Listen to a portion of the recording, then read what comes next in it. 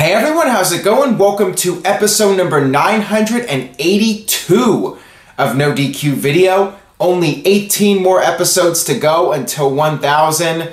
I would like to thank you all for watching the videos, whether you've been watching for years, since episode 1, or if you're just watching, if you're a first-time viewer today. I thank all of you.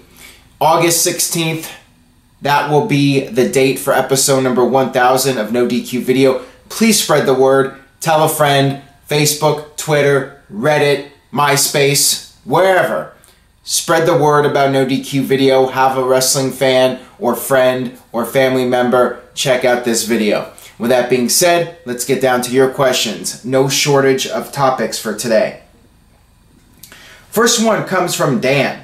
Could TNA Dixie be a part of the Kurt Angle texting storyline? I would not rule anything out. There has been a lot of speculation about Dixie Carter. She did appear on that WWE 24 special, and I have to say, I was surprised by that. It was very surreal. Not to the degree of when Eric Bischoff showed up on Raw and shook Vince's hand, but this was still pretty darn shocking to see Dixie Carter on a WWE show. I would not rule out WWE using her on television someday, but will WWE really reference TNA more than they already have? I mean, it's one thing to have it on the screen that she was the former president of TNA, but it's another thing to have her come out on your flagship show watched by millions of people, Monday Night Raw, and bring up the past and reference TNA. That is something WWE has never done. They have gone as far as possible to ignore TNA's existence, with a very few amount of exceptions, including this week with the 24 special. Would WWE actually have Dixie come out there and have her be part of a relationship with Kurt Angle and acknowledge TNA's history, that they were in fact a force in the wrestling industry? Maybe not a global force, but a force nonetheless. I would be really surprised if that happened. I would be very entertained though. I mean, I think it would definitely generate a huge buzz if Dixie Carter showed up on Raw and was the focal point of this storyline. It could very well break the internet. I'm not sure if it would crash NoDQ.com like CM Punk doing a pipe bomb, but I think it would get a lot of people talking if that happened. So I'm all for it happening, even though I've been a big critic of Dixie Carter. More so her running the company than being a TV performer. I mean, when she was a heel, that was okay. But in general, I wasn't the biggest Dixie Carter fan, I admit it. But her being on WWE programming, I would find to be very fascinating personally. Got this one here from Tyler Joseph Smith. My prediction, Kurt Angle and Stephanie go public about an affair next week, leading to Triple H versus Kurt at SummerSlam. Your thoughts?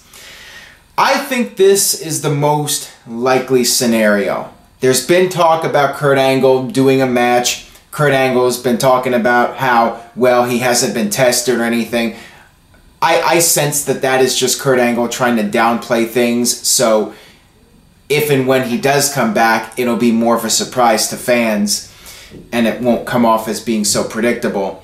But Triple H, Kurt Angle, to me that makes sense for SummerSlam because, yes, it's a match we've seen before, but at the same time, if you're going to have Kurt Angle come back, you want his first match to be as safe as possible.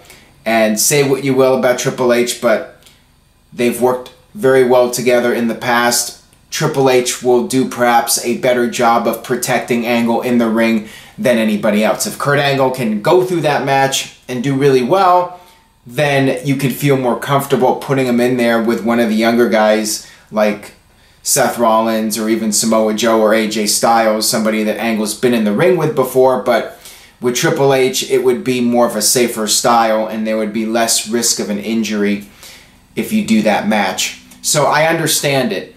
And you have the whole backstory with Triple H, Stephanie, and Kurt Angle, that whole love triangle story. Now, it'll be interesting to see if Triple H will go with this, and even in a storyline, the fact that his wife had an affair with Kurt Angle? Will Triple H's ego allow for that to happen? That's the big question. There's the speculation and all the reports about how Triple H shut down that love triangle storyline when it was really getting hot because he didn't want Stephanie in the storyline having an affair with Kurt Angle. So we'll see. It's going to be really interesting. I'm definitely intrigued by this storyline.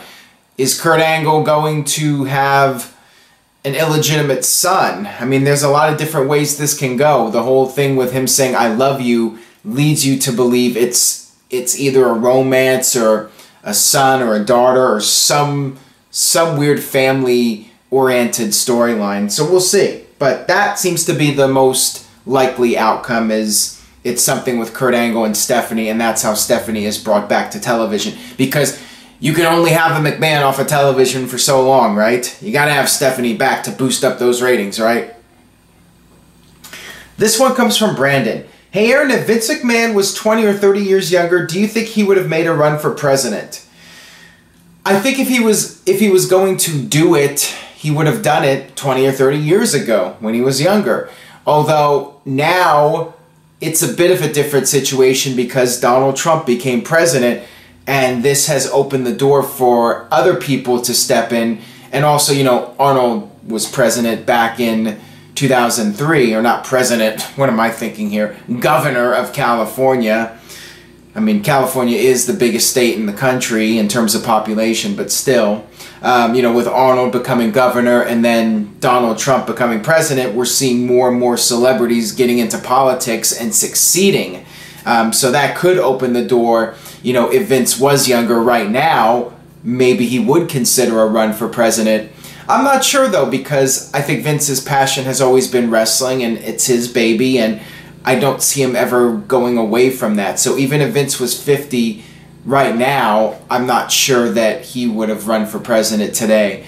The Rock, you look at The Rock, maybe he'll do it. If anybody's going to do it, in terms of celebrities go, it very well could be The Rock, so we'll have to wait and see. This one comes from B. Hill. Brock Lesnar is reminding me of our old buddy Big Papa Pump with his live mic promo, eh? I really enjoyed Brock's promo on Raw. I like the fact that he talks every now and then. It's nice to have Lesnar actually say something, and when he does say something, people listen because he doesn't talk all that often. So I think it makes it even more effective when he does talk. And yeah, he was dropping the S-bomb, and that was interesting. You know, Roman Reigns brought up the Attitude Era, and then you have Brock Lesnar dropping the S-bomb. I liked it. I thought it was very entertaining, and I like that it's similar to Scott Steiner, where when Lesnar gets on the mic, you don't know exactly what he's going to say. He could be a bit of a loose cannon, and I'd like to see more of that in the future. When Lesnar gets on a mic, he's going to say something explosive and controversial. I like it. I would definitely like to see more of it in the future. Got this one here from the Sinful Saint. What about Hideo Itami coming in and being the next credible threat to Neville's Cruiserweight title?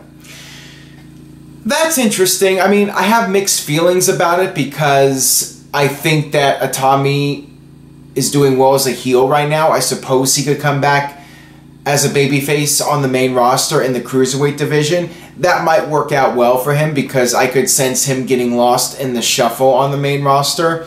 If he's brought into the Cruiserweight division, maybe he could shine. So I think that's a fairly good idea to bring him in and maybe have him be the guy to beat Neville. I mean, I feel that Itami should get his shot on the main roster despite the injuries. You know, WWE might not invest in him, but I'm hopeful that he will get some sort of opportunity beyond NXT, and maybe the Cruiserweight division would work for him where he could shine there. You know, I do fear that on the main roster with the heavyweights, he could get lost in the shuffle.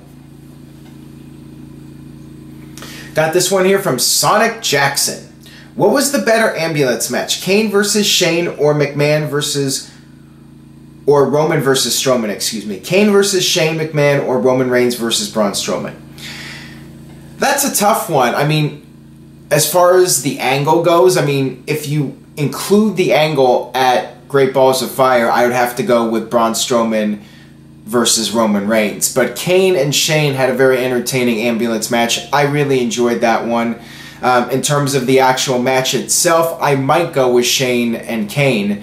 And, you know, that had an entertaining storyline as well behind it, leading up to that match, with them doing all the back and forth stunts to each other, including the semi-truck with Shane and Kane, and then the electrocuting of Shane's balls. I still remember that. I mean, as over the top as that was, I still remember it to this day. So I guess that angle was a success because it was very memorable. Maybe not for the best reasons, but people still remember that one. But yeah, if I'm looking at just the body of work in the match, I might go with Kane and Shane. This one comes from Zach. I found out it's a 20 count outside the ring for New Japan Pro Wrestling. Do you think WWE should do that? Not really. I mean, WWE has been doing the 10 count rule for the longest time, pretty much in the entire history of the company. Correct me if I'm wrong, but I'm not sure WWE ever did anything way back to the WWF days where it was more than a 10 count. So why change it now just because New Japan's doing it? If anything, that would make WWE look second rate if they adapted New Japan's style. You know, the 10 count, it's working fine. If it's not broken, don't fix it. Don't do something just because another company's doing it. And that's not the WWE way. That's not the Vince way. Vince doesn't do other people's ideas. So I see no reason to do it, honestly. This one comes from Dakota.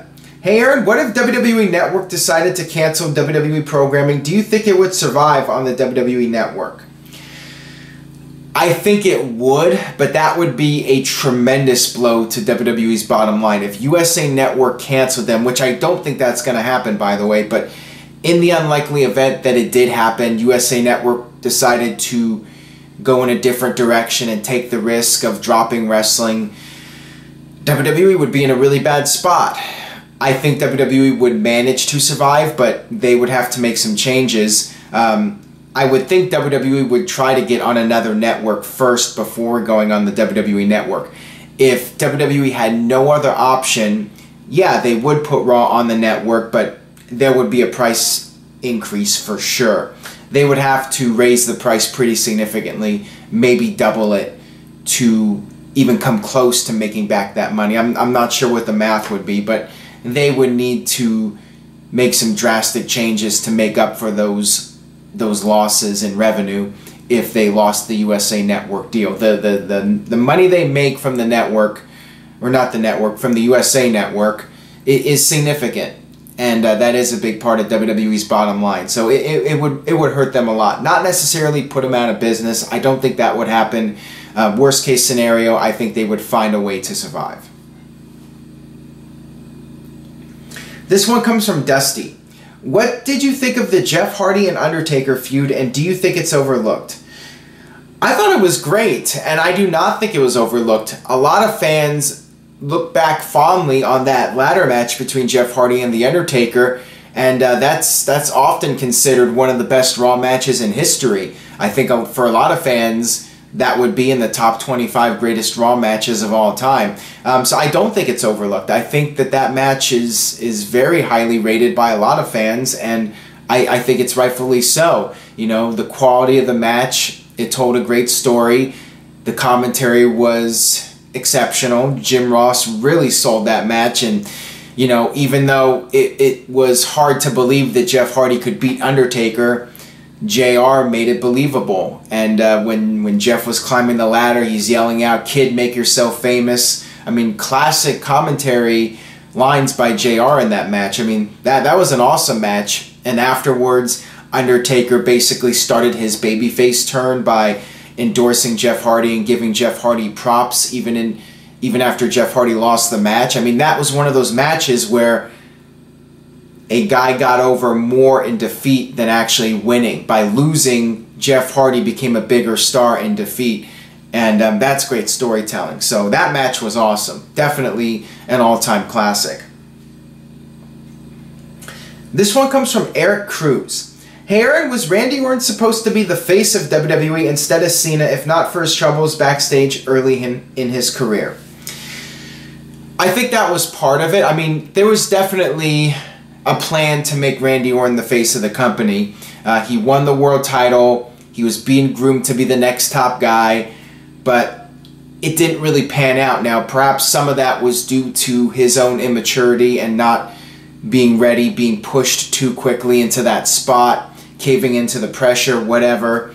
Also, I think he just didn't really connect with the audience the way I think WWE was hoping he would. He was doing pretty well in Evolution as a heel, but then when he turned face, I think that it fell flat. The character just really didn't connect, and Orton lacked that edge. So he went back to being a heel, and even when he turned back as a heel, for a while it felt like Orton was missing something. It wasn't until he really developed the Viper character and started putting guys out with the punt kick, you know, around 2007 when he took out RVD and he started becoming more sadistic. That's when Orton's character really started to get that edge, and that's when he really began to develop into a main event level star, a true main event level star. He just wasn't there in 2004. He wasn't there yet. He was getting close, you know. That match with Mick Foley, that put him on the map. That showed he had the potential to be a top guy, but perhaps they did push him too quickly. That'll wrap it up for this edition of NoDQ Video. Thank you guys again for checking out the video and spreading the word. Stay tuned to NoDQ.com later this week. The 10-year anniversary edition of Talk Wrestling with Jeff Meacham. Unbelievable, 10 years of Talk Wrestling. He did leave the site for a while. He did have his breaks, but 10 years ago was the very first edition of Talk Wrestling, and Jeff's history with NoDQ.com goes back even longer than that. I mean, he started in 2002, so it's been 15 years since Jeff Meacham first appeared on a NoDQ.com production, whether it was Extreme Mayhem or Extreme Mayhem videos. So thank you, Jeff, for your contributions over the years, and I hope you guys will check out that special edition of Talk Wrestling coming up this week, and stay tuned to NoDQ.com for the very latest. I will see you guys next time.